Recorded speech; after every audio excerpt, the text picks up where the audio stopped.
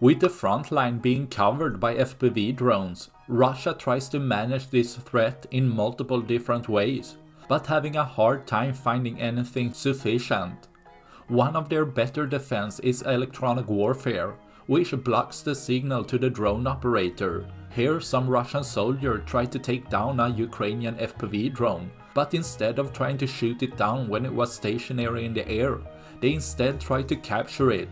But with electronic warfare trying to block the signal, Ukraine's drone operator can manage to recapture the signal, which happened as the drone was close to the ground, letting Ukraine's drone operator to dive down for an attack, making the drone to explode close by, even possibly hurting or damaging the Russian soldiers.